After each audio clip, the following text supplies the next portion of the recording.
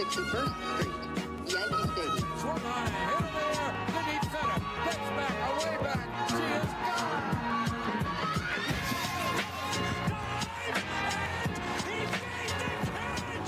He made the play. Alrighty, welcome back to the Boys of 161st Street, episode 204. Today is June 2nd, and I'm having a fantastic day. We're recording this in the middle of the Yankees doubleheader against the Angels. Shohei Ohtani is apparently washed. Nestor Cortez wins the battle against him and laughs because he got him to laugh, and I thought that was just a very funny moment in the game. So Pure. It's just very pure. That was a big baseball moment right there, and I think Nestor Cortez is, he's obviously better than Shohei Ohtani, and maybe we should start giving him at bats. Maybe, who knows? Nestor might cut loose. Did you you would? real quick? Did you see there was one guy? I obviously was joking when I said, like, is he washed? Does he suck? Whatever. The guy's like, no, he doesn't suck. He had one bad game. He's a top 5 player in baseball. I was like, yeah, I got that, pal. Thanks. Like, Thanks, man. You really, really showed me something there. I really, really appreciate that. Fucking like Dan or whatever your name is.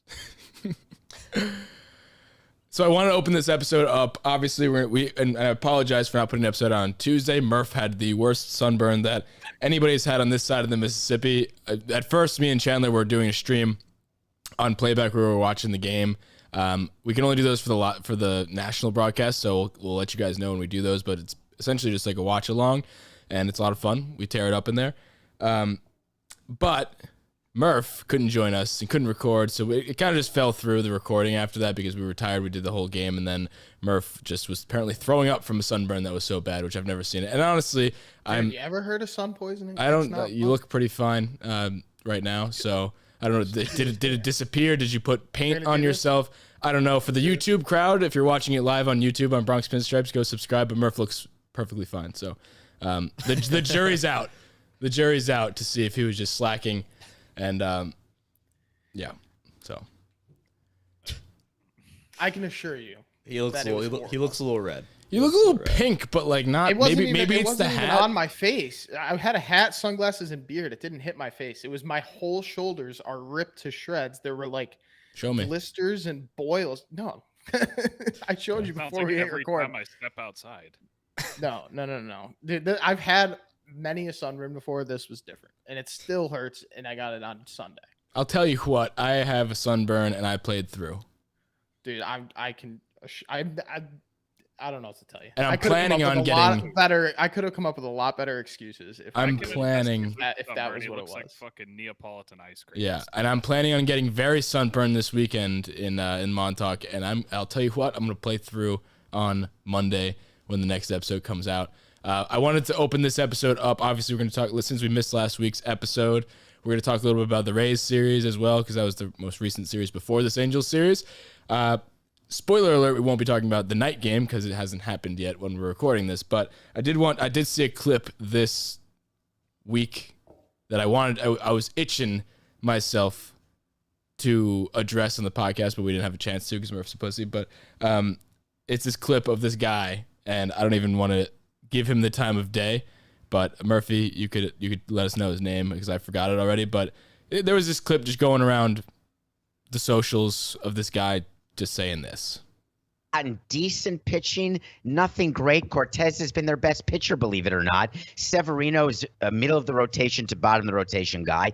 Even Cole is only at 2-3. If I am Brian Cashman, I've got to get a ring for Hal Steinbrenner. I've got to go out and bring in an ace. I've got to find a way. They've got. So David Sampson. his name is David Sampson. For those that want to look him up and throw rocks at his windows, that is the guy you're looking for there. But I mean, just instant thoughts to that. Chandler, I'll let you go. If you have like a platform that you can actually talk on like national TV, I think you have to at least be able to read. I mean, you don't have to watch the games, but just use your fucking eyes, dude. Like, look at an app. I don't know. Look at the MLB app. That takes, 30 seconds. I mean, just what a fucking idiot. Like, there's nothing else to say. I mean, obviously, I can tell you he's wrong, but we all know that. Anybody, even non-Yankees fans, know that. At least you don't even have to watch baseball. You literally don't even have to watch baseball. It's bad. It's I very just bad. I can't believe, like he said, he led with Nestor Cortez naturally because he's that dude. But I mean, Cole is a 2-3. I mean, everything about it obviously was wrong. It's just it's Steady, nonsense back to of the me. rotation arm, like. The fact that they said they need to go out there and find themselves an ace. Like, Well, Also, who the fuck ridiculous. are they going to get? Even if that is what you want to do, and the Yankees are this awful pitching team, which is just not true, but assuming they are, who do you suggest they go get? Who's that ace on the market that's better than Garrett? That just puts Garrett Cole to shame, since apparently he's a dog shit. And on top of that, he responded to whoever actually tweeted that video. I don't remember who it was, but he responded to the original tweet and was like, "The goal is to get through October, not to it." Like, what are you talking about, you fucking moron? I mean, and if he's ever using other years as an example, I mean, this team is clearly better than any other team. I mean, people have, and we've talked about in the offseason that, like, we're kind of running the same thing back, but we're not really, because a lot of people have matured and came into their own, and we're 2 months in, and it's not a fluke anymore. It's just like this, in a sense, we were running the same thing back. I think that guy was making a point as to, like, what we would have said before the season started, after he got a glimpse of guys that like Tyone and Montgomery were still doing it. But even that, Cole wouldn't be a fucking 2-3. He's coming off a near Cy Young year last year. I mean, when you say that, you lose all credibility. But I mean, I don't know. This does bring me to a point before I let you go, Murphy. There are definitely pitchers on the market. And when is the trade deadline? It's July, right? I think so- it's something like that. I always thought it was in August. It's August 2nd this year. Okay, so it is 2 months away, but 2 months exactly away, actually. But like that's quickly approach, and there are arms that will be on the market, but none, like you said, that are a top of the rotation guy better than Garrett Cole, because there aren't many. Yeah, everybody for who's Jacob DeGrom. That's You the go thing. trade for Everybody Max who's Scherzer? already got a pitcher like that is contending, for the most part. Unless it's like a young maybe guy, but that's not what he's talking about. The craziest thing is that that's what he's bringing up about the Yankees when going into the season we're underwhelmed because it seems like we're running the same thing back. And yeah, bats have come here and there from unlikely sources, but the reason that this team is winning, especially with the recent injuries, is because the pitching, especially the starting pitching, is lights out, and that's the part that he's saying isn't going to hold up. What And is it's it, like, like 7 what or are you 8 talking games in about? a row that the starters have gone into the 7th or 8th? I don't know if that's true, but I would certainly It believe is true. I mean, yeah, I'm not surprised by it at all. Yeah, I It's agree though. every game. If you're gonna pick something, pick like the hitting potential. I mean, even though we look pretty bulletproof right now, but I mean, I'll even buy the Aaron the Judge best is part overrated. is the pitching. What? I'll buy the Aaron Judge is overrated over the pitching. Like, at least you can somewhat make a case that he's been injured in the past, whatever. No, Like, I don't even think you can make that case. I don't think that you get what I'm saying here. I'm saying that those people have more credibility than this dickhead does. Oh, okay. That's what I'm not arguing that, obviously. I'm Yeah. just saying that argument, as ridiculous as that sounds, has more credibility than the pitching isn't good. That's Yeah. what I'm getting at. Yeah. I mean, everybody is performing well above expectations with the exception of Garrett Cole, who is playing, I would say, 2 very high expectations. Yeah. You want to talk about? I don't want to give that guy any more minutes of fame, because he might have been just coming out there for clicks. I don't know, but I think. I think he's just actually stupid. he might actually be stupid, so seek help. But I wanted to talk about Chandler's favorite player. Used to be one of my favorite players, becoming back into that fold. Miguel Andujar has been he's been pretty good. What are his numbers since he's come up this year? I wouldn't say pretty good. He's been I outstanding. can give you that in a sec here. He's hitting 273. He hasn't had a home run yet, which is interesting. But yeah, 273, 265, 303. How many 2-bags he got? Making 2 bags. One. That's what I'm saying. He's One? been base hits. Yeah, I mean, he's got 9 hits, 1 double. Certainly better than Aaron Hicks, although Aaron Hicks... Joe stat line where his OBP is lower than his average. Huh? Yeah, that's crazy. Wait, I was what? like, wait, when I read that out, I was like, that doesn't make Yeah, sense. I pulled it up because I didn't believe you. That's something you see in fucking my player just going for triples all the time. Yeah. What is it? Well, I know today he had 1 plate appearance, 1 RBI, and 1 strikeout because he had a sac fly to score. Yeah. the- No, his Yeah. on base percentage is lower than his batting average. How is that possible? Like you get thrown out trying to stretch a single into a double or something. And that And doesn't just count as and being probably on just base. walks a lot Yeah. too. That's crazy. I mean, obviously, that's crazy. I mean, for reference, his OPS is 568, and like nobody that is even close to hitting 250 is modern. The only person close to that is Aaron Hicks at 588, and he's hitting 210, 218. So Takes is a he lot of really singles. doing that well then? He's just got a lot of singles. I mean, it'll Yeah. even itself out. What's He's his got a lot OPS of- plus looking like? He's got a lot of big hits too. Wow. He had the RBIs in the game we went to against I don't even fucking remember who. I think that was the That's weird. Rays. No, the no, Rays was in Tampa. Rays it was in it was Tampa. whoever they played, the White Sox. Oh, So he had that big RBI there. He had a big RBI in Tampa. He had a big sack fly. I guess it wasn't big, but he had a sack fly today. He's driving in runs when it matters. I don't know. I mean, obviously, I don't actually think he's going to win an MVP, but he's much better than Aaron Hicks in left field. I think he also looks great in left. He looks fantastic. Like for what we've been, he was a bad fielder to begin with at third, and then you move him to the outfield. You don't really have high expectations, but I feel like he's been playing it pretty well. I mean, it's not like Aaron Hicks was playing fucking like premier defense out there. He was playing looking terrible lazy. He defense. was looking terrible. I don't know That's why one we're using thing. that in like past tense. That's one thing on this podcast. I think none of us can quite figure out. We haven't really looked into it much, but I feel like every time we come across the defensive metrics, we just don't even don't look. Who cares? Like, he looks good to me. Just the eye Go out, test. get out It's the there, eye killer. test. If you actually watch the game, you know who's a good fielder and who isn't. It's just Yeah. funny though because we dive into the deep sabermetrics in every other category, even down to like sprint speed, and just for whatever reason, the metrics are out there in the world for us to consume, and all four of us just no thanks. I'm good. Yeah.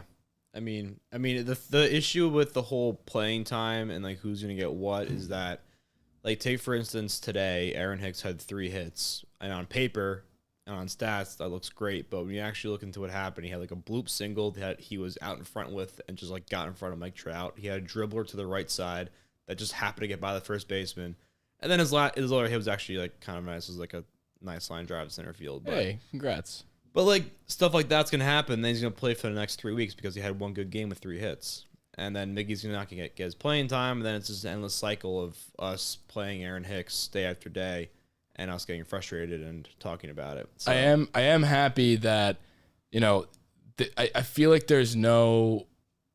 I don't want to say I'm happy because then I sound like I just deliberately hate him for no fucking reason. But I just feel like with every other Yankee we've ever, we call them out when they're bad, right or wrong, right? So every other Yankee, Gary Sanchez, all the ones that a lot of the bad players seemingly have a fan club of people that will just defend them to no end, even when they're just completely wrong.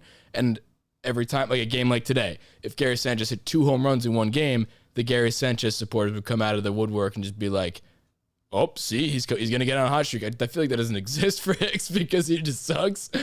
You gotta be some type of bad or rub the entire fan base the wrong way to not have a single person in the world that will come out today after a 3-hit game and be like, "See, he's back. This is the Hicks that we remember that hit a home run off the foul pole." And if you do exist and you are that guy, please shoot us a DM because I want to know that there's a pulse on the Aaron Hicks fan club, but I just don't see it. And if you are in the Aaron Hicks fan club, I don't scratch that. Don't DM me because I don't want to hear anything you have to say because you're just not. You're lumped in the same group to me in my little black book as this guy that thinks that Garrett Cole is a 2-3. true. Ridiculous. So do you think actually Miggy has a chance to take that left field job from Hicks? Or do you I don't think double the double Yankees- question. Do you think the Yankees will do it? And I think that's where you're heading right now. But realistically, should. be impartial here, Chandler. I know it's very difficult because Miggy is your favorite player, but Man, I don't think that's like difficult. I can separate, my feelings for the Yankees for other things. I think he'll get a chance. I don't to Damon's point, he'll have that one like 3-hit game, even if it sucks, and the Yankees will just cream themselves over it and be like, "Oh my God, he's the best player of all time." But I think he'll get a chance. You've seen it already. He started over Hicks like 4 of the last 5 games. I think he'll get his opportunity. I don't know if he'll be able to do enough. I just don't think. I don't know. I don't know what enough would be to actually take his job. And on top of that, you have Stanton coming back. Carpenter is apparently Babe Ruth. I think it's going to be very hard for him to stick around once Donaldson's healthy and Stanton's healthy and we get all these guys back. I just don't see them doing it, but I don't think it's right. Yeah, I mean, does it come? I mean, at the end of the day, does it really come down to like Andujar versus like Matt Carpenter now? Because like, who gets that extra bat spot on the bench? When everyone's healthy, I don't think they're going to leave Hicks or Andujar on the bench, though. That's the thing, because he's kind of proved over his career that he can't be that bench bat. That's kind of plug and play. He has to get consistent playing time to do well. He's also young-ish now. I mean, he's getting a little older, but you want to get him consistent at bats so he's ready when an injury inevitably happens. I think that they would move him to AAA. He also has options. Matt Carpenter doesn't. Yeah. All these things kind of just go into it, and I think he's playing against a stacked deck or whatever. But the deck is stacked against him. The deck is stacked against him. But that's what I said in a roundabout way. But Such a wordsmith, Damon. You don't know the half of it. The deck is stacked against him, but I don't know. I don't think he'll get the opportunity. I think he would have to be just absolutely lights out. He's been good, but not good enough. I don't know. Right or wrong. Batting 4 tonight in the night game. He'll continue to bat 4 or 5, and he'll get at bats and he'll produce, but he won't do. I mean, I just don't.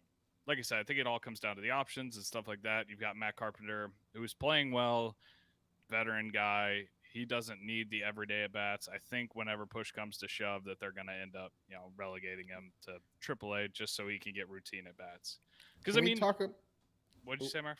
I was just gonna say, can we talk about how Matt Carpenter doesn't have a base hit yet, but he has 3 home runs? That's the Joey Gallo approach. That literally, he's the 3 true outcome Joey Gallo. Can we make a water bet on this? Yeah. What? Can we do a Joey Gallo-esque bet on him and say, do you think that he gets, I don't know, what's a realistic amount of home runs? Do you think what does he get first? 10 home runs or 10 singles? Let's make it this. Let's say who has a higher home run to single. Let's call it singles. Home run to singles ratio by the end of the year. Yeah. Let's do both. Gal hell of a head start. All right. Well, I'm not saying the one with Carpenter has nothing to do with Gallo. Is like, does he get to 10 home runs first or 10 singles with a 3 home run lead already in that category? I think he's got to hit the singles first, right? I don't know. There's no way he hits 10 home runs before he hits 10 singles. I'm thinking situationally, like going forward, what kind of positions he's gonna be put into, and I think he's gonna be put into like random pitch hitting situations where you need a home run. He's gonna be DHing. Like he's not gonna be like just like hitting singles left and right in these situations. He might just hit dingers, and that's it. I just don't think it's a foregone conclusion that he's going to be on the team for much. I don't either. No. I mean, so option C, or is he not going to hit either? That would be my option because I mean, like I said, Stanton, Donaldson, they're coming back. That's like, true. Within a week or two. I forgot about Donaldson. They're not going to get rid of Marwin. They play him almost every day. I mean, I don't know.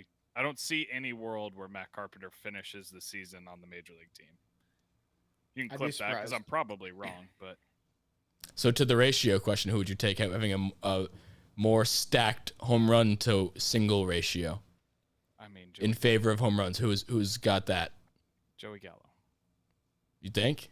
Matt Carpenter is. I think I would take Matt Carpenter because if he gets sent down and he's already at a 3-0 base, then he's. I think you're. I thought you were talking like if all things were even over the course of a season. No. Like just the way it shakes out at the end of 2022. Who has the better? Who has more? Not. I wouldn't even say better. It's not better, but it's who has more home runs compared to their singles. The ratio. Yeah, the ratio.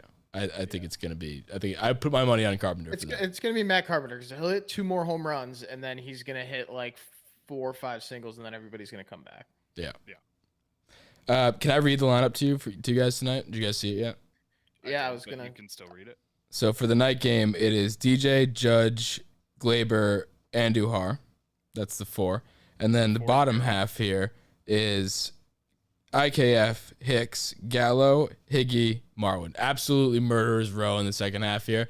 Obviously, I think who's out of this lineup Carpenter, that isn't starting for the doubleheader. Trevino. Rizzo's getting the night off.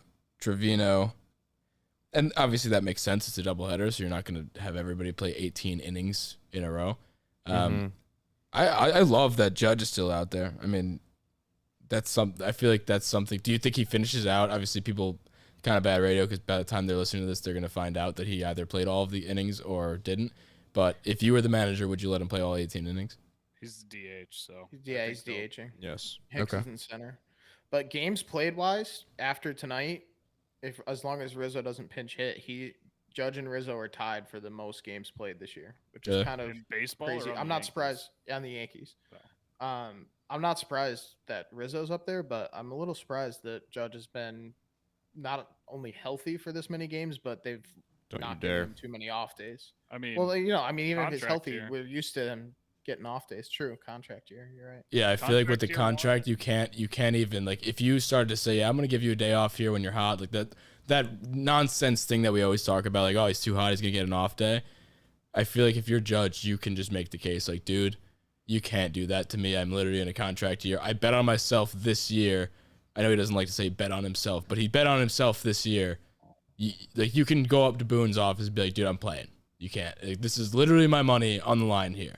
You either let me play. Like, don't try to keep me from getting hurt. That if I wanted to not get hurt and just secure my bag, I would have taken a contract before. So now he's playing every single day he like absolutely physically can.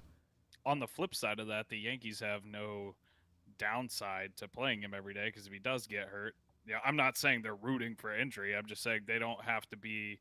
They can kind of throw caution to the wind. Before he's their prized guy that they want to lock up long term. He's already turned you down.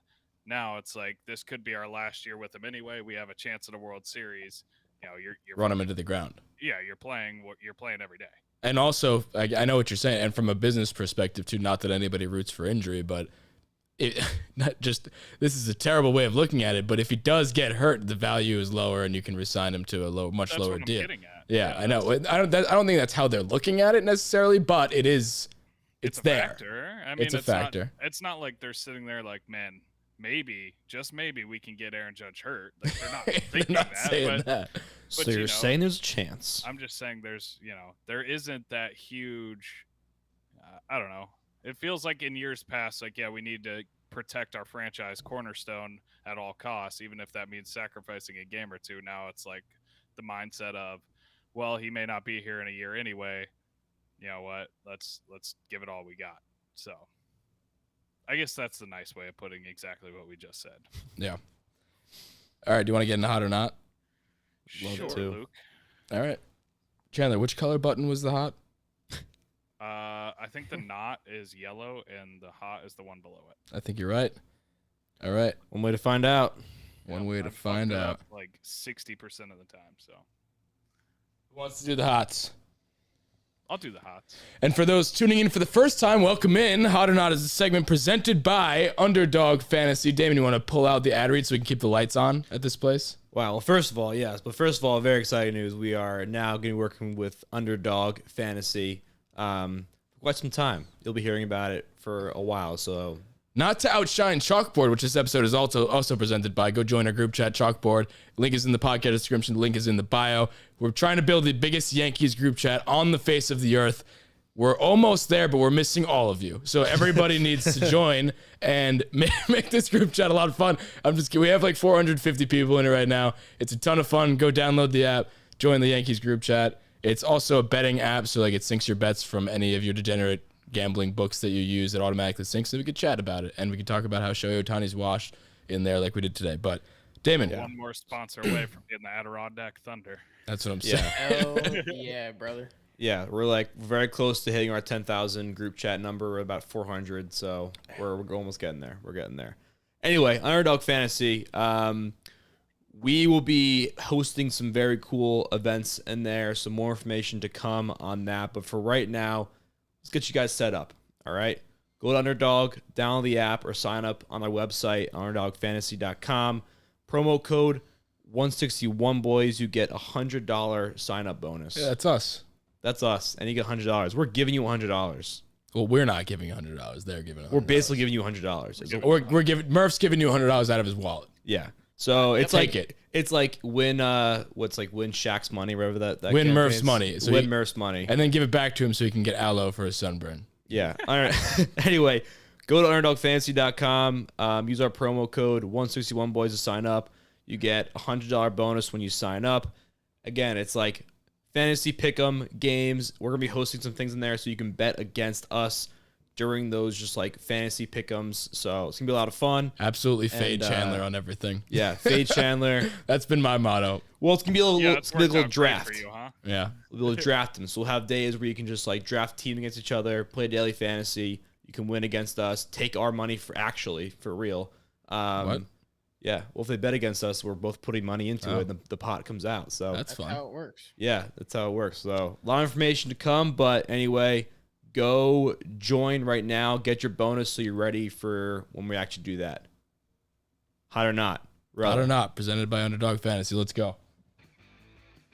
All right, first up on the hot list is Jose Trevino. And I did not update this per the stats this morning in the game. I made this graphic beforehand, so I do apologize for that. But Jose Trevino, in the last 14 days, batting 400, 1.103 OPS, 2 homers, 9 RBIs, and a 223 WRC+.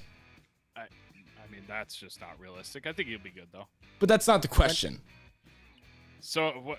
Are you buying that he's Also- going to be a capable? He's not going to hit 400, but That's what I'm saying. He was 2 for 4 today, by the way. I know. I'm buying that he's good, not so he's bad. batting 410. Quick math. In the last 14. Okay, yeah, I'm buying that he's good. Matt Carpenter, also known as Luigi to Nestor Cortez's Mario, 928 OPS in the last 14 days, 3 homers, 4 RBIs, and a 170 WRC+. And like we mentioned before, 3 home runs, no singles at all. No, I'm selling that. But what you can't measure in sabermetrics, locker room guy. Huge locker room guy. Are you kidding me? Huge. He's What do you been on mean, the am I team kidding? For like 2 weeks, and he's already got a nickname with Nestor. He's got that mustache Yeah, on the internet. brings people together. I don't We're know not if that in the makes him a locker locker room. Yeah, I think I'm He's with a lo- Chandler. No, he's a locker room guy. But, telling you but right no, now. being a locker room guy. Okay, we need to address this. We can't just throw this around willy nilly we done because this is with an that? important thing. Because Nestor Cortez, not a locker room guy, but he has a mustache. Luis He's Sessa also- was a locker room guy. Well, yeah, No Nestor Cortez is mustache. a bad example. Nestor Cortez was. This isn't about mustaches. This isn't a mustache award. This is a guy's guy award. And Rizzo, locker room guy. He's got the charisma. Yep. I don't know if I would give that same charisma. Josh Donaldson, not a locker. Not the Yeah, opposite Josh of a locker Donaldson, room guy. Definitely not a locker room guy. It doesn't go to everybody, but you don't have to be the best player on the team to be the locker room guy. You can be the worst player. That's on the not team what and I'm be a locker saying. room guy, i.e., Luis There's Sessa. nothing to do with talent.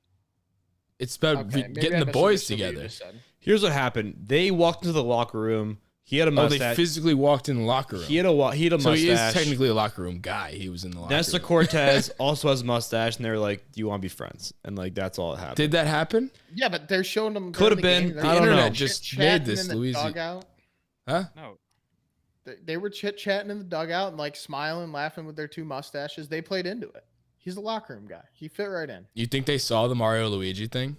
I would almost guarantee it. you're saying it's just like stepbrothers. Like you want to become best friends. 'cause We we kinda both have to. mustaches? Yeah, the internet It's just ki- made us best Kind of friends. like so- what same with Gallo and Rizzo. It was the same thing when it was the Italian Stallions when they both got traded over. Yeah, that's going really Kinda well deal. now. Well, Like 2 of our worst hitters.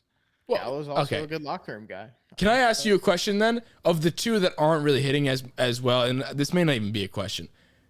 I know Rizzo will turn it around, and he already kind of started to turn it around. But Gallo, I know he's a good player beyond the Yankees. Like before this, he was very good, and that's why we went after him. He obviously struck out a ton. I just, for the life of me, cannot see him hitting a fucking baseball. He didn't strike out today.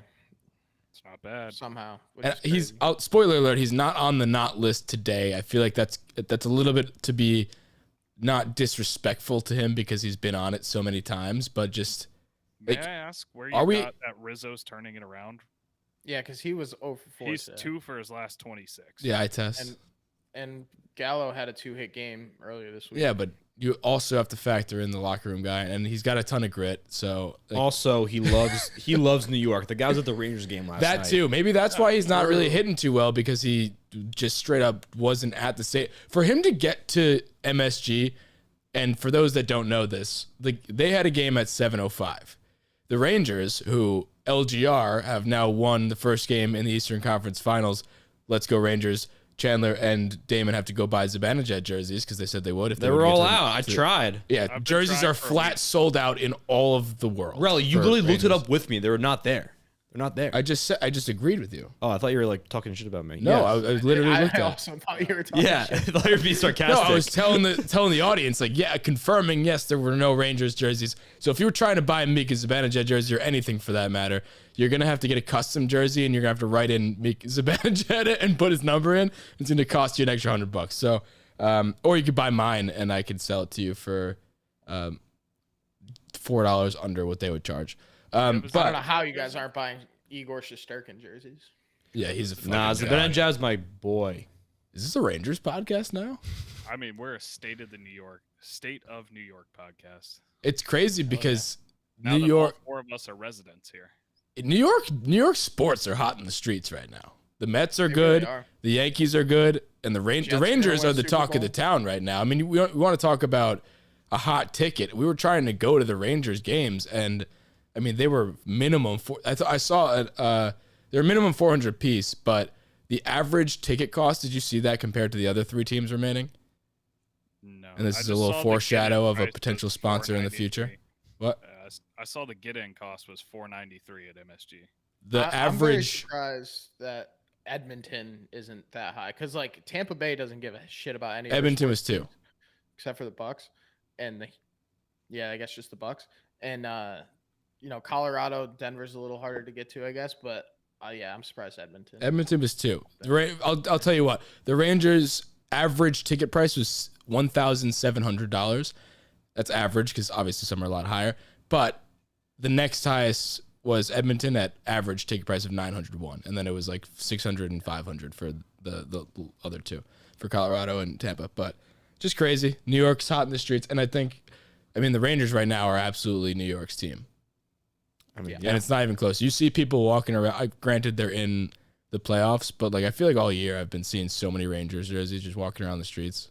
And they're gonna continue to be. I mean, they've been the hockey team in New York for however long, but now they made it this far in the playoffs, and they're so young that like it's gonna continue, and they might have a dynasty on their hands. If People are talking about them being like people are talking. ahead of schedule, which makes me it's eerily familiar to the 2017 Yankees, which, as we all know, got us a lot of championships. But Baby Bombers panned out to 4 straight after being 1 game shy. so let's hope that this baby Bombers they have a name for that, and this is the last thing I'll say on the Rangers because this is the Yankees podcast. But Rangers hot in the streets, so we're talking about it. But they have the kid line, which is just all of the young kids. It's just I think it's Capo, Kako, Kako, Hedel, Lafreniere. Kako, Lafreniere, and Hedel. Yeah, wild times. And I What's think going to be more fun, uh, their parade or the Yankees this year? I mean, if the Yankees win the parade, I'm not sleeping for like Wait, 4 days. what parade? The Rangers parade. I'm saying the World Series or the Stanley Cup parade. Oh, one's which gonna be one? better? Are we title town now? I mean, It's so funny because even if we did win a World Series and the Stanley Cup, there's no chance. I was talking about the Grand Slam that Tampa almost won. There's just, I mean, the Knicks are just never going to win anything. So, Well, Jets and Giants aren't. and the gonna Jets win. and Giants both aren't good. Whoa. Well, Buffalo would count. Whoa. Would Buffalo count towards the Grand No. Slam? No. Why not? Because it's closer to Toronto than New York City. But it's in New York state lines. I guess. That'd be Yeah, like if the Glens Falls River Cats were able to slide in there. I feel like that would count towards the Grand Slam. California Not counts even a it team. as like title town. Yeah, LeBron does. I mean, that doesn't count. I guess the Bills Alright, are we the need to only talk team about that the plays Yankees in New probably, York huh? State football. I think that would count if the Bills, It's just the Rangers, the Yankees, or the Mets. We kind of have a cop out. I don't know. Yeah, I don't know. Anywho, Let's talk about the Yankees. so hot or not, you sold did you sell both Carpenter and Trevino? I bought Trevino with the, with the caveat that I don't think he's going to be a 400 hitter, but I think he can be a productive player on both sides. I sold Matt Carpenter. He was literally, you saw that thing I sent you right when we signed him. He was literally the worst hitter in Major League Baseball last year. Yeah, you You gotta just believe don't- he regresses to the mean, or is he having some positive regression because he's not? Matt Carpenter is a good baseball player over his career. Do we think he's like this is bringing we want to talk about regressing to the mean or progressing to the mean? Did he need a stretch like this that will continue to make up for such a terrible 2021? There's two ways to look at this, two schools of thought here. Look at his stats, but I'm pretty sure he was on a pretty significant downward trend for a while. I don't think it was like a switch flipped and he just sucked all of a sudden. He was, but I also believe he was tearing the cover off the ball for the Rangers AAA. He was And hitting then- 270 with 3 home runs. I don't know. No, I thought I saw- I do know that. Well- They show it every game. He was hitting 273. I don't even know if Was he it? had a home run. On this hot or not stat line for Matt Carpenter, I intentionally did not put in his batting average. I'll post this tomorrow on social media for the hot or not things, but the lines just say, for Trevino, I put a slash line, I put batting average OPS, just because I wanted to show that. I'm kind of fudging the numbers a little bit, but for Carpenter, it's just OPS, because I didn't want people to be, because you know how people are so dumb on social media, so be like, oh my God, how are you going to say he's hot when he's batting 163? And he's like, well, because he has 3 home runs and no singles. That's why. He also had 11 pitch leadoff home run today. That's true. That's great. I he's cannot doing- believe he led off today. He's doing more than you could have ever asked for when we signed him. Absolutely. He was supposed to be just a stopgap to keep the team alive while all the big guys were hurt, and he has done more than serviceable at that. And you know what? My fucking hat's off to him. He's, like I said, he's done everything you could have asked for and then some. I don't A, buy that he's going to be here the entire season, and B, even if he is, he's obviously just not going to hit a home run like every other game. That's just not going to happen. It's going to be a trivia question someday. What? I don't know. They'll find something like what? No, there was one I saw today. It was who are the only 3 Yankees to hit a home run in their first 3 at bats with the team? Yeah, Higgy, Soriano, and him, right? Yeah. Murphy trivia. I saw it on the screen when That's I all was right. watching. You could just take it. I can. Yeah, I think he's going to. I think he's gonna be the next person. I said Castro's gonna be the next person in the Sun. I think he's gonna free fall after this. I don't know if he's gonna have high enough of an expectation or a role to even go. I to don't the think he's Sun. going to have the leash to do it. I think if he starts free Yeah. falling, it should be bye.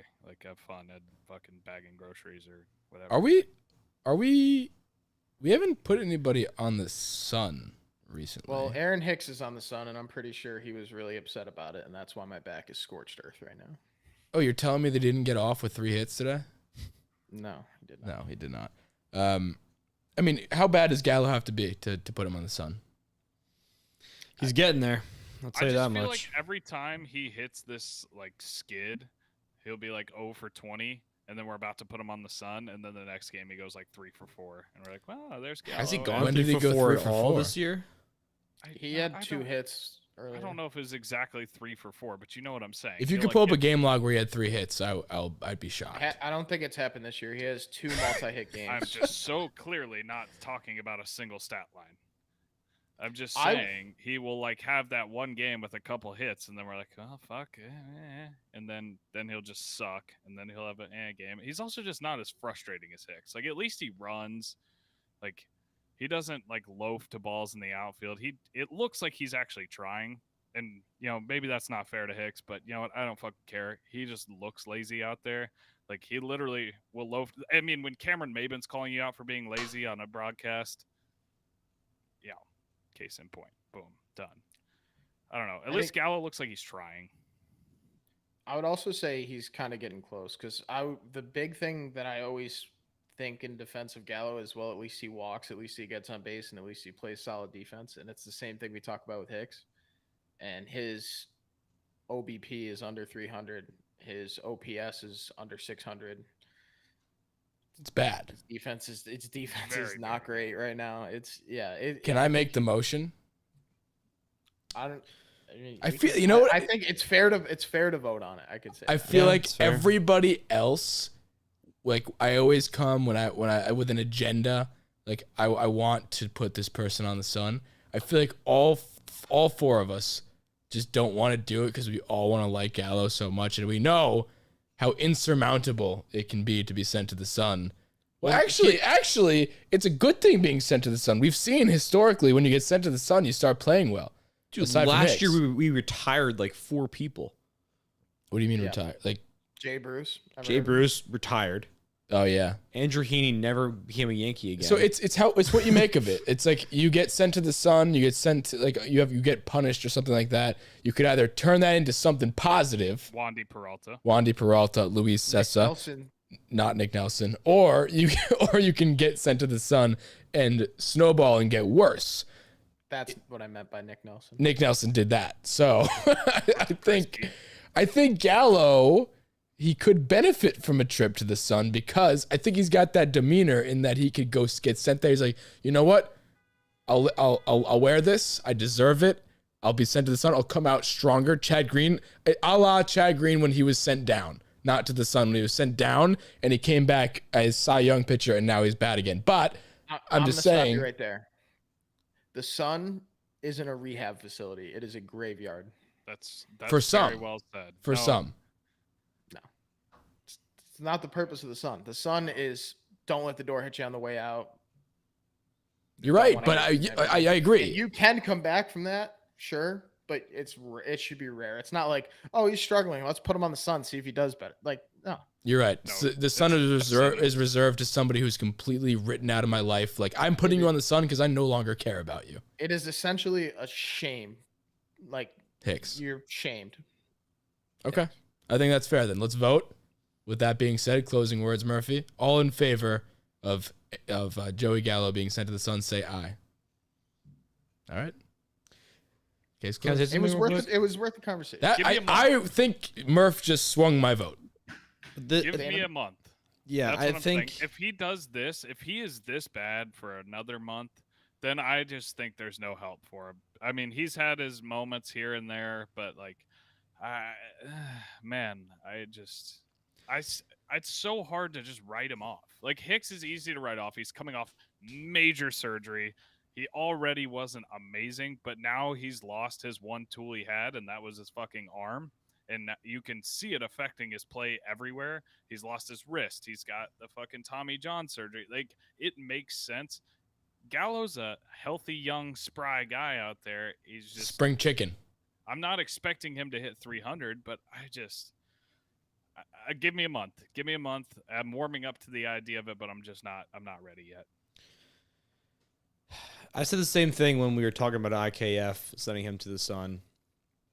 I feel like Gallo, like he's not doing well, but he's not doing anything that's like directly affecting the outcome of the game. Like, yes, indirectly he's not hitting that hurts the game, that hurts us winning, but there's no like big situation that he's up consistently in and just getting out, not doing a job. Like Aaron Hicks, bases loaded, men on, run to score position, strikes out, pops up, double play. Like he does that consistently, and he's batting like 0.91 with runners and scoring position this year. Like that is directly affecting the outcome of the game, and it's in our face the whole time.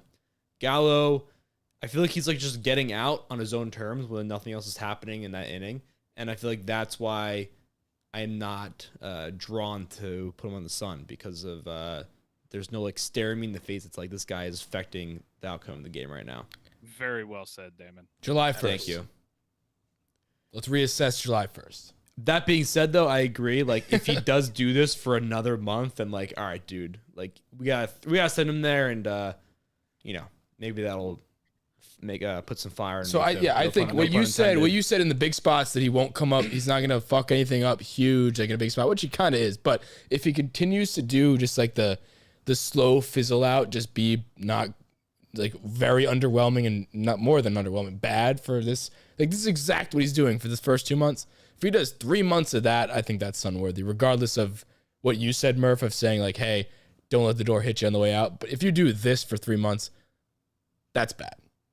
That's let me Sunworthy. put it this way: I am in no way, shape, or form defending Joey Gallo right now. Like, it's not like I get a warm fuzzy when he's up to the bat. Like, I still expect him to strike out every single at bat. But there's like at least a glimmer of hope for him. He doesn't look like a completely just lost, defeated man. Like I agree. that's why I'm willing to hang on for a few more weeks. But after that point, I don't think you can. I think maybe if he doesn't do That's just who anything, he we give him a little timeout, sun action. No, I can't do it. It's not timeout. It's Sun or not. No, but There's no junior Sun. I mean, I know. I'm saying what we did with You either die or you don't. we did with Chapman. We were like, hey, we'll go to Sun. Well, Chapman had like you talk about costing games. He's on the forefront. Oh, I'm of aware. Blowing games. I'm Like, aware. He's But we put into situations and blowing it. Like he has the opposite of Gallo in the sense that Gallo is just like a slow burn of just being bad all the time, but not necessarily. I mean, granted, he's not closing games. He's Joey Gallo. I hope he doesn't close games, but Yeah. I don't know. Speaking of Chapman, when's he coming back? He TBD. just started throwing again. So That's he's cool. Not doing anything significant. No timeline for his return. For his I know phantom injury. Stanton's supposed to be back like within the next few days. That's Which is good. exciting. You want to do the knots? Oh my God, we haven't even done the knots. Yeah, go ahead. We just Who's doing the we just like to chat. We like to chat. Oh, We're I know. chitter chatters. We start a podcast. Go chat with your friends. Go start a business. Go start a business. Presented by Underdog. Ad. Who's doing the knots? I think Murphy should I'll do the take it. knots. All right. The knots are presented by everybody who doesn't sponsor this podcast. Nice one. Little shade. Ad. That's it. No, yeah. Never mind. Mike King is the first person that is on the knots. This is, I think, the second time that he's made himself available on the knot list. Murphy, correct me if I'm wrong. At least one run in the last 3 outings. And in those 3 outings, 6 runs total. So one time it was only 1. I think it was 2 another time, and it was 3 another time. Check my math on that. That's 6. 8.2 FIP in that time frame as well. I unfortunately think that's not as good as we thought he was. Wow. That we'll dive more into that in a second. Yeah. Second on the not list, Isaiah Kiner Falefa has been subpar, to say the least. He is 229 batting average, which isn't as low as you'd think when you make the not list, but a 489 OPS, 0 homers, that goes into the OPS, 4 RBIs, and a 44 WRC plus in the last 14 days. Yeah, I mean, I think he's a little better than that, but not much.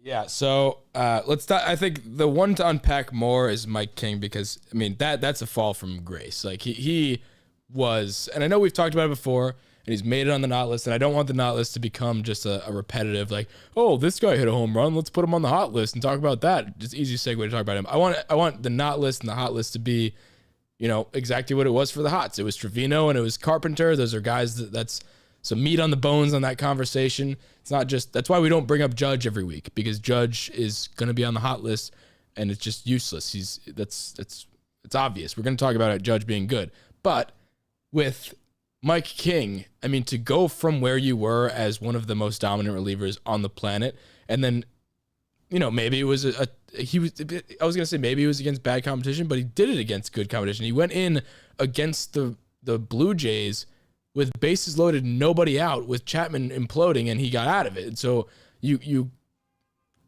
go with that, and then you see what he's doing now, 6 runs in the last 3 outings. I don't know. Walk me through your decision here, Murph. Well, yeah, I think so. That we're thinking of Mike King this year. We're talking about when he came and saved Chapman's ass with the bases loaded. And I think we just let that change our expectations of him a little bit, where we all of a sudden think he's got ice in his veins and can get out of everything. And that's just not realistic. I don't think he's this bad where he's going to let up a run every time he's out there. I just think he's going to fall somewhere in the middle, and he's going to be a serviceable long reliever, which is great. But I don't think he's up in the Clay Holmes territory where we were talking him in the same sentence in the beginning of the year. Do you think that's a very good point? You bring up the name Clay Holmes, because they're one and the same. We were talking about people to become closers instead of Chapman, which is I still think is the case. of the two that are doing what they're doing, do you think Clay Holmes is also fool's gold in a sense that he isn't this ridiculous, like, Mike King, we thought with Mike King, and go back a month, Mike King and Clay Holmes were both looking like the same. It was a 1A, 1B for the closer role. People were talking about it. Just people were talking. But when you look at them now and you see that one person free fell and one did not, do you think there's a possibility that Clay Holmes can also be that guy because he's somebody that just figured it out of seemingly thin air? Did the Yankees figure him out and fix him, or is he going to have a similar, fall to grace or a regression to the mean, so to speak? I mean, similar he's to going to allow a run by the end of the year, but I think at the end of the season, it's going to be about the separation that we're looking at right now. I think Clay Holmes is going to continue to probably by the end of the year be the best piece in our bullpen, which is fine because he's, one of the best bullpen arms in baseball right now. I don't think he's going to have this sub 0.5 ERA, but he's right now he's think the second to Josh Hader. Well, Hader's like not fair, so that doesn't count. But that's a good point though. Do you think he's in that? Do you think he ends up in that territory of that rare air? Albeit you can't sniff Josh Hader's shorts, but like he won't be near him. But do you think he's like the second in the league? Like, we have one of the best bullpens. He's our best bullpen arm.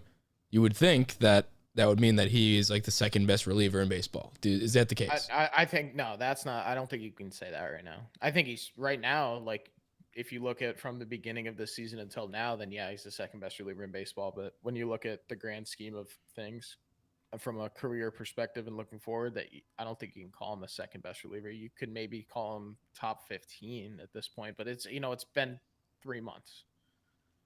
No, I was asking, does he finish as the number 2-ish, like top? Does he finish top 5 by the end of the year? Top 5 relievers. It'd be a hot take, I think. I think that's about the good cutoff. I feel like he could be like 5. I say it wouldn't shock me, but I'm not expecting it.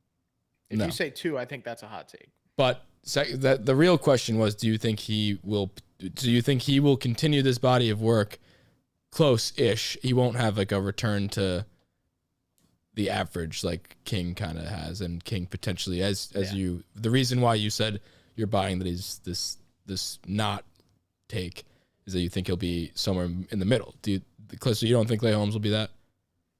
I mean, I like I said, he's not going to have one earned run for the rest of the year, and he's not. So yeah, he'll regress is the wrong word, but his numbers will slip a little bit because that's just baseball. But I think he's still going to have very, very good numbers by the end of the year, more so than King. I'm just nervous because he's going to blow by the amount of innings he's normally thrown.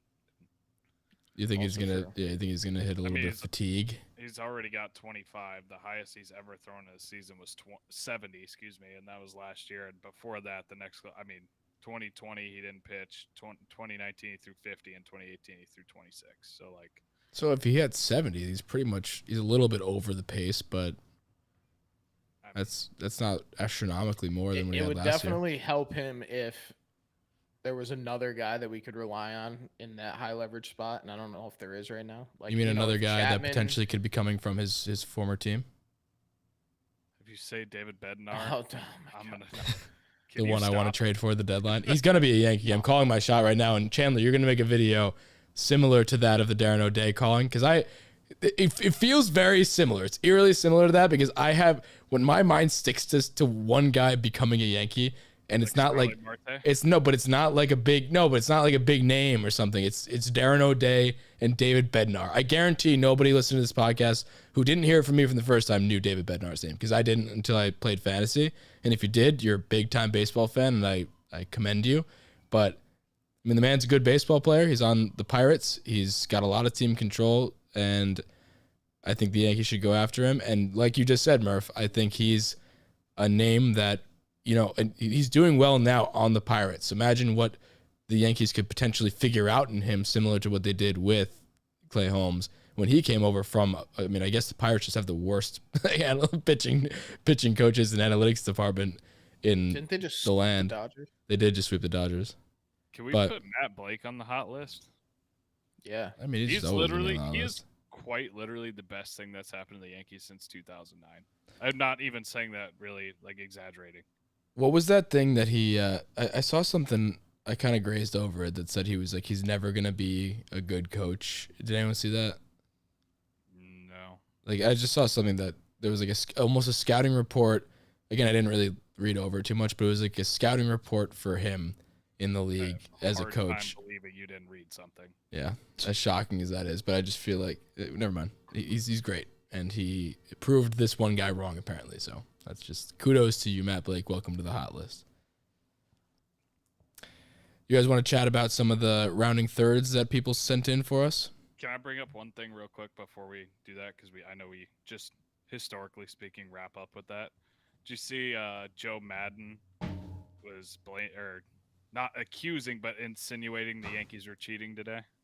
What? Because of the pitch thing. Yeah, he the was like call thing. he didn't directly accuse them, but he said they're really good at reading pitchers. They're very, very good at it. That doesn't mean anything. I think No, I think he's just giving us a nice pat on the back. He is definitely not. He was. And I guess he was also talking to the umpires because they had a pitch comm issue that they couldn't figure out. That's what I thought you were referring to. no, he said they were like stealing signs without saying it, and then Boone was like, they are very good at it. I'm glad he recognized it. Players are very good. All right, so here we go. From Danny Logan, Andujar should start over Gallo. Fine. I Not don't every hate day, that. but I mean, at least give them both a chance. Because we had the conversation of him over Hicks. That was a separate conversation, I guess. Now should we have that conversation? I personally would not buy that. I think Gallo has too much pedigree to like. We have to let this ride out, and we're not going to bench Gallo. Especially not if Hicks is still in the outfield.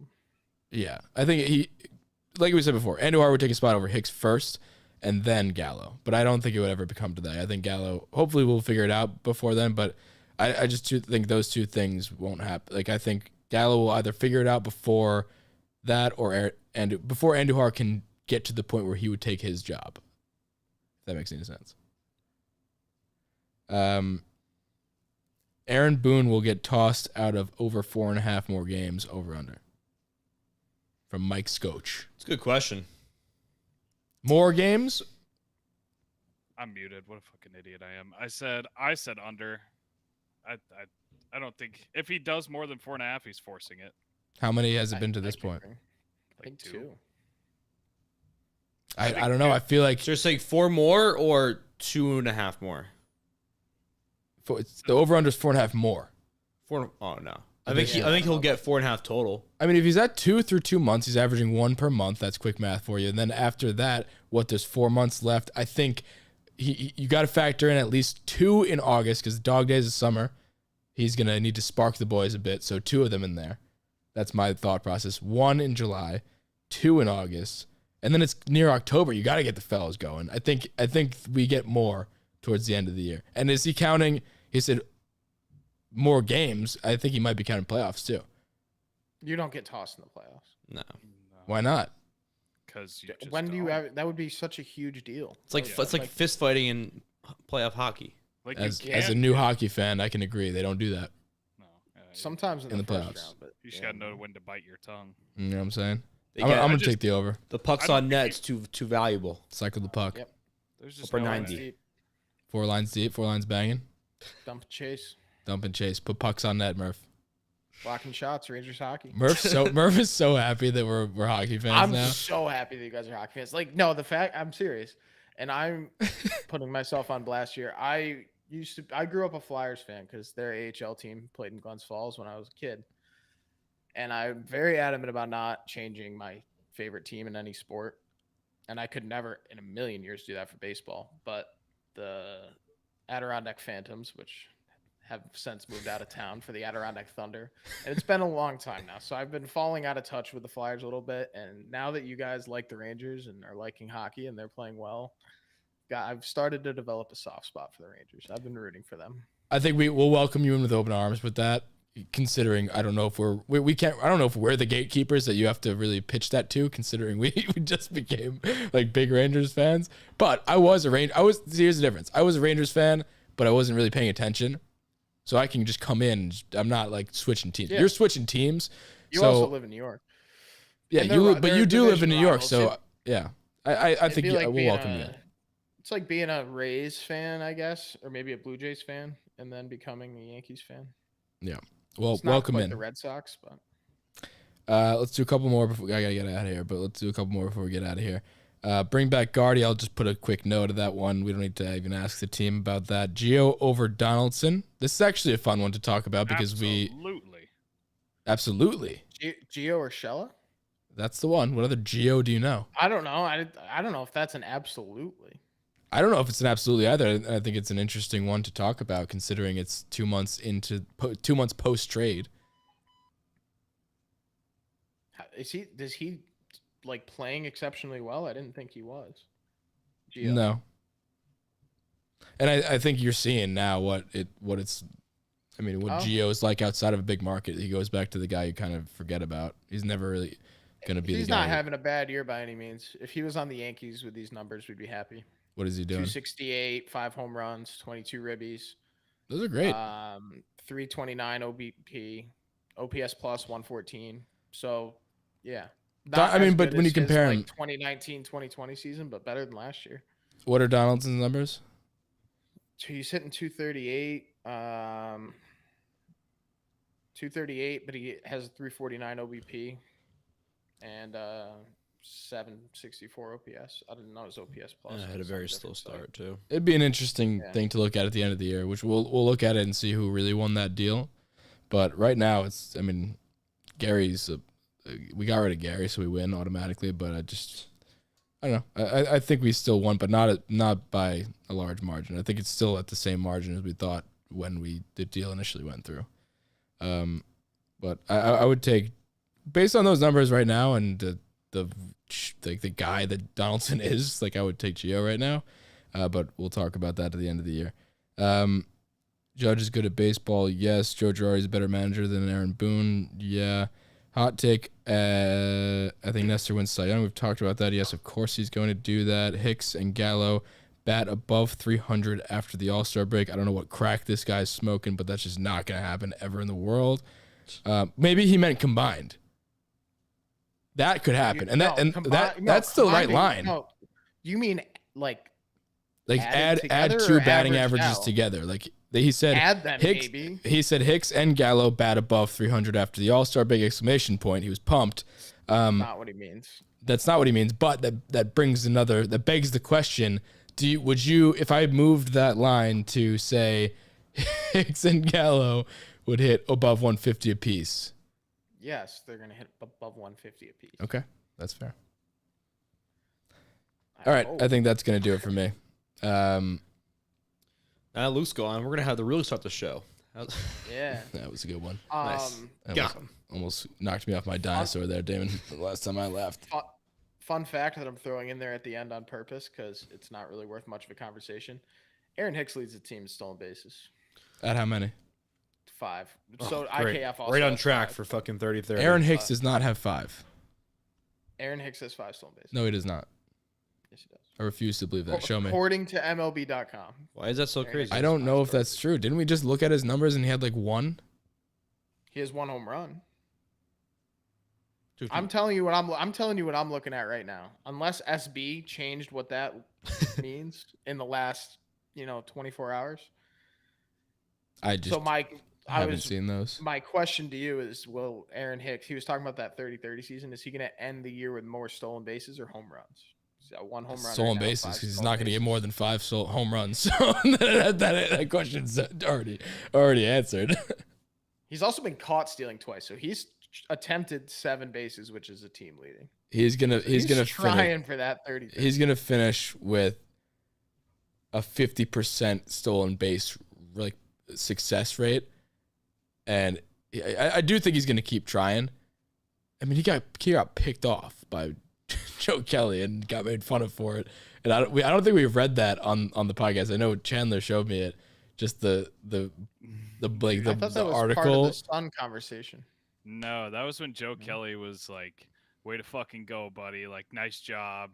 What are you doing, you fucking idiot?" After he picked him off. I was Yeah, he was like, "Know your role." It was something. We'll read it on the next podcast because we'll pull it up. It's very funny. If you haven't seen it, go I'm sure if you Google Joe Kelly makes fun of Aaron the Hicks. worst player on the Yankees, that'll come up. So, anywho, that'll do it from us. We appreciate you guys listening to episode 204. Fantastic. We had a fantastic time. We hope you did as well. If you liked it, give us a 5-star review on iTunes. We would greatly appreciate it. And go subscribe to the Bronx Pinstripes YouTube. That's where you can catch our episodes live the night before. Go download the Chalkboard app and join our group chat. We're trying to get to 500 million people in that app. It's just going to be a wild time. You don't want to miss it. That would actually be kind of wild. We wouldn't be able to see each other's chats if there was 500 million in there. It would be a bad user experience, as somebody might say in the app space. But 500 more would be perfect. 500 more would be cool. And yeah, go check out Underdog Fantasy. Download that app as well. We're just tossing apps around to you, but they're good ones. So it's going to be a lot of fun. Go get your free money out of Murph.